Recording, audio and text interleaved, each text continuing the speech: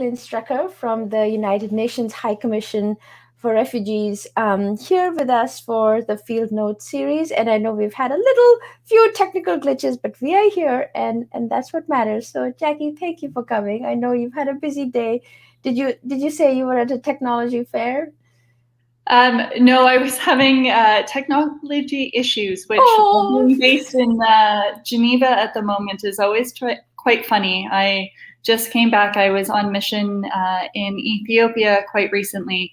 And so I always find it interesting when you struggle in no matter what part of the world you live in. I think technology can either be an incredible tool or lead to endless frustrations. And hopefully it's somewhere in the middle. But no, very delighted to be with you guys here today. Yeah, thank you. And yeah, I mean, without technology, I couldn't be talking to you. Yes. So for everyone, here's a brief background on what Jackie does. So she's worked with the UNHCR since 2012.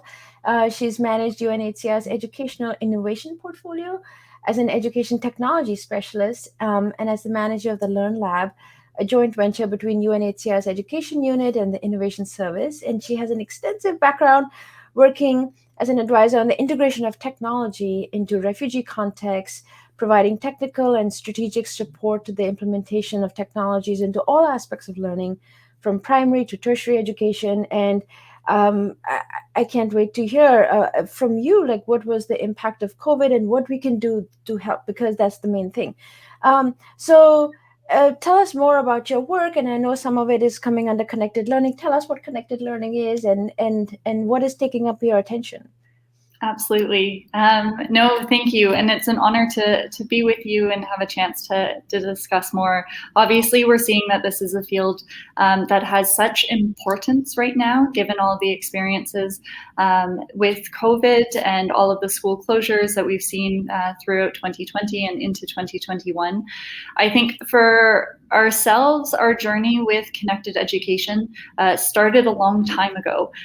So I actually joined UNHCR in 2012, as you noted, first working with the Innovation Service to bring about something that we called the Learn Lab. And there the real focus was how could we bring into action UNHCR's education strategy that had a strategic pillar that focused on the use of technology.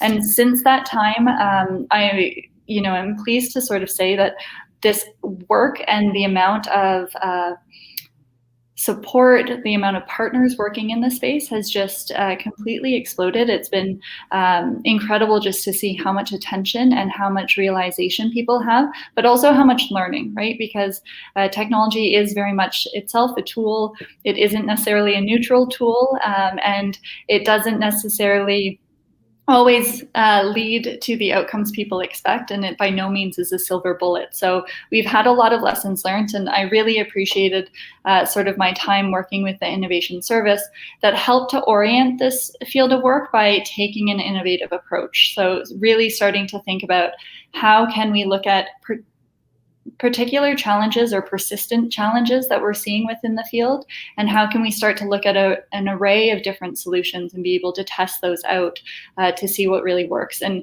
doing so in a human-centered design or in a community design context has been something that's been really helpful in grounding sort of some of these innovations and then thinking about how we can look at scaling them. So there's been a whole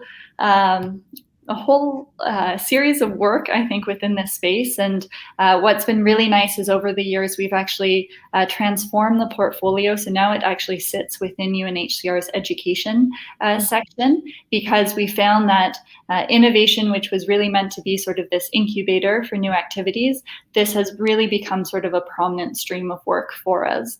And so for us, connected education is really about how we can focus on the connections, be that new ways of working, connections between people, new forms of knowledge, and how we can use that to really help to support education at the end of the day, and quality education, and making sure education's relevant. So technology does have a role to play in that, along with connectivity and sort of new pedagogical practices, but it's really that holistic approach on how can we ensure that we're making the right connections between people and knowledge and ways of learning to help meet learners where they are. And how has COVID impacted refugee children and particularly girls? I mean, I've been reading the reports on the website. I mean, none of that is hard. But tell us what you've been seeing. So I think, much like most of the world has experienced, what we've seen from the results of COVID have been school closures and sort of traditional forms of learning that people were used to. Basically kind of reached a standstill, and many people had to innovate or had to pivot and look at different forms. And we saw a lot of national initiatives that were underway by governments looking at different forms of media, be that radio, television, online platforms. But unfortunately, where a lot of refugees are hosted, either due to economic situations or limitations in infrastructure, those resources just aren't in place to actually be able to make use of some of those shifts and changes for continuous learning. So even where radio was being used, we would find locations where the FM signals weren't reaching. Television, that's also very costly often for refugee families and communities to either own a TV set, have the power to pay for that, but also the cable bills. And so they were being left without access in that regard. And similarly, when we saw shifts to online platforms, even when those online platforms were prorated or zero rated so people could access them for free, it was an assumption that people had a phone and that there was actually a viable and reliable internet connection that people would actually be able to go on and engage. And so what we saw was, this digital divide that we kind of knew was there really become confronted with it, and really having to think about how we ensure that we extend all of these offerings so that refugees and the host communities that are around them, often in these remote locations and settlements, were also able to benefit. And so we were able, as an organization and together with partners and with different government support, there were a range of different things that took place. We saw, for example, in some locations in Dadaab, Kenya, the radio scripts and broadcasts that were used at a national level, they would record locally. So they'd have a local community radio station and they'd be able to actually pass on that information. We saw a lot of initiatives that looked at trying to take content that might be available online or through the TV broadcast and make them available through offline local hubs that people could have access to. We saw loan programs of, from telephones to tablets for people to be able to access some of these resources. And we also saw distribution of more and more devices, even by some governments that, were trying to provide resources. And because an important priority of UNHCR, in line with the Global Compact on Refugees, which states committed to in 2019, is this notion that refugees really do need to be included in national education system. So trying to see how we could ensure that refugees weren't being left behind within these continuous efforts, but were able to benefit. But even where we had, programs and really creative thinking and efforts, we still recognize that there were a huge amount of children who just didn't have access to these resources. And what are some of these numbers? I mean, to be honest, so we're doing analysis now to try to get a sense of the numbers because it's a little bit too early to tell. And it's also quite difficult just because situations keep flexing. So we'd see schools open up for short periods of time or open up to candidate classes and then also shut down again. And so we're really trying to work together with UNESCO, trying to work together with different states to get a handle on what some of the numbers are. Going back to your question on girls, I will present one number which I think is quite staggering. In a report that we had done with Malala Fund, they had noted that an estimate of 50% of girls who were out of school would not return to the classroom on account of COVID. And so one of the things we're really trying to do as schools are starting and this is specific to refugee children? Yes, yeah. As schools are starting to reopen, really trying to look at those back to school campaigns, really trying to ensure that we can incentivize return to the classroom so people understand the importance that has, not only for the individual, but for the family and for the community. And also trying to work with with schools and districts and regions to make sure that schools are welcoming of students coming back. So by that, we know there's additional hygiene needs for schools to reopen under COVID, and really trying to make that investment, and so that they are suitable environments that can invite people back. And what are some examples of previously when, like, I think the Ebola crisis, where what are some strategies that have worked to incentivize girls to come back to school? So, I mean, one of the important pieces is, I think, also during the time when they're out of school, making sure that there's time that's dedicated for learning, so that that learning continues. So all of those activities that I talked about, but even low-tech options in terms of the distribution of homework kits. I know in some contexts teachers were visiting, and there were sort of local peer circles that would come together, carving out that time so it doesn't get entirely taken up by household chores or different responsibilities is really important. But also parents need to be completely educated then. Yes. And related to that, it's also really making sure that parents understand the value of having their children return back to school. And there is a lot of sort of economic evidence that shows that the longer children are in school, the more economic opportunities they have, or wealth they have as a family later on in life. And so being able to also distill some of this is really important for people to understand the value of having children return. I think though, so I had a question about what education organizations should be doing to support children to go back to school, especially girls. So what about sort of providing financial support to families? Because some of these amounts are not that large, but we can put it into our budgets as we're trying to, it's part of our intervention, right? So have you seen examples of that, like, work effectively, and how?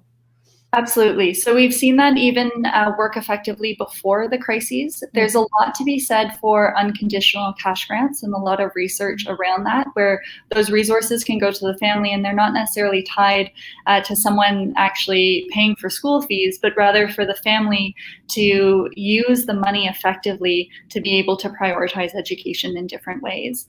And so we've actually seen this be quite effective. You might know that UNHCR has gone through a radical shift in terms of really looking at cash in terms of its assistance to, in particular, vulnerable families as a more conducive option than necessarily sort of the non-food relief items or food relief items. And so I think that's also a really important moment to also give agency to the families itself.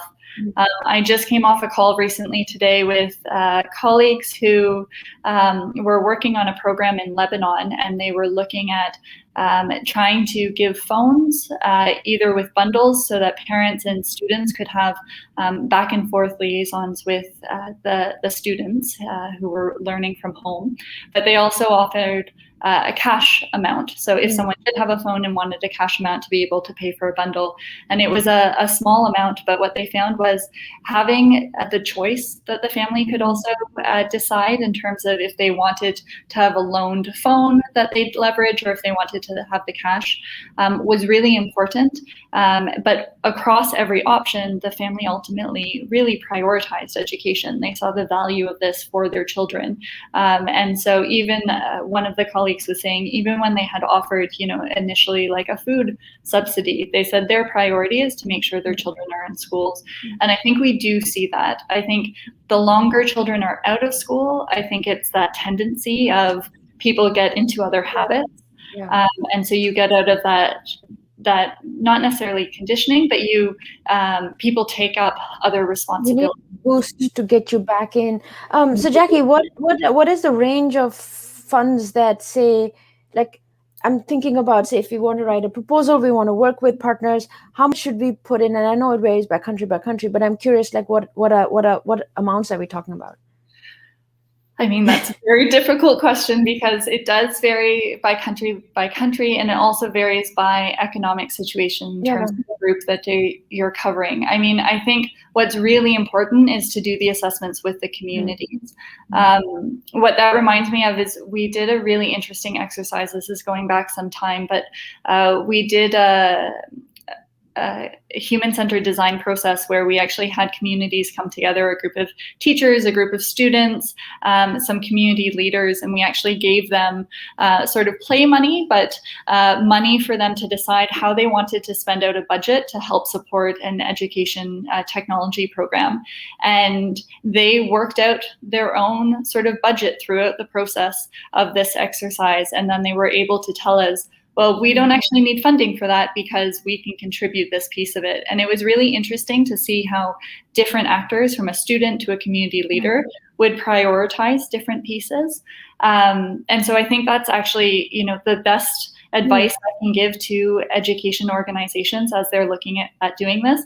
Bring communities together. And I don't think just having conversations to say what's needed, but actually co-design together, have some activities where you're financial planning in some sense for at a family level, right? Like that, just sit down and think about it.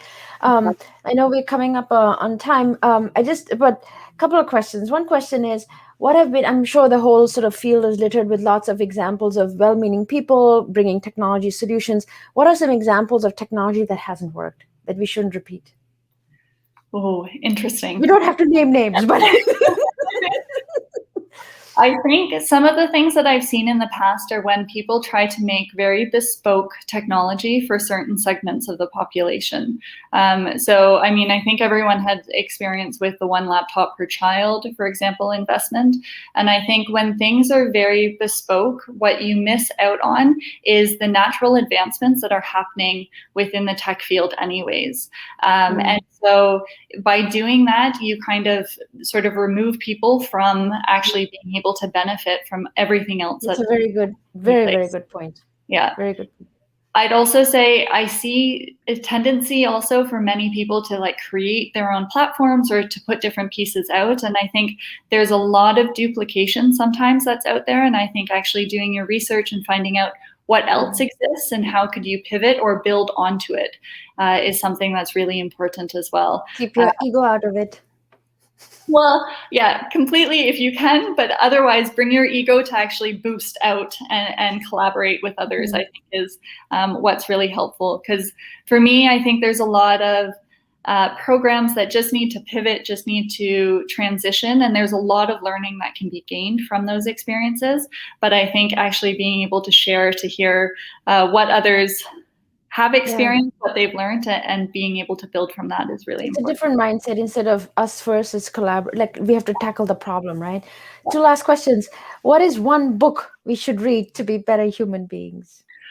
I really like the book Creating Innovators. I think it's a fantastic read just in terms of getting people to think about what education is for and how you support the values and the competencies that really lead to creative, resilient individuals. So that's a book that has also framed my thinking for a lot of the work that I do within this space in terms of looking at where we might need to reimagine education systems, but really kind of thinking about children and what we want for them in their futures. And lastly, what should we be working on with intention this year? So I think 2020 was a year, I think, actually for mindfulness. I think people really had to learn how to be patient. And I think some of us assumed, including myself, that 2021, would look a lot different. And I don't necessarily think it fully is. But I think it's really important for people to still practice patience in the work that they're doing, also with themselves, with others around them, as people are still getting used to navigating this new environment. And I think also with intention, we should really be considerate about reaching out and being social with other individuals. And whether that be through video chats, trying to take a walk socially distant with someone else, just spending time to really connect as human beings. I think that's something that's really important and really true to people's human nature. And I think with some of the lockdowns that people are experiencing, with some of the distancing that people are having in schools, that can be quite challenging. But actually making the time, even at the start of your work meeting that might be having online, just to have a casual chat and connect to people sort of human to human, I think is really important. Yeah, I think helps you remember that we are part of this human family, Yeah. right? I agree. I think you have to practice kindness. Otherwise, it's something you you lose that muscle. Yeah. Um, Thank you so much, Jackie. I'm thrilled that we were able to do this, and thank you for all of those very um, um, thoughtful insights, because I think especially in Silicon Valley, everybody is falling over each other trying to come up with an ed tech solution to help. And I think they're just it's littered with failures. And I think we have to sort of bring all of these experiences and stop and look and see what did we learn. Um, so thank you again, and I hope we actually get to implement some of these things, and because the need is great, but we have the tools. Yes. We need to have the well, right? All right. Thank you, Jackie. Great. Thanks so Take much. care. Have a lovely day. Bye.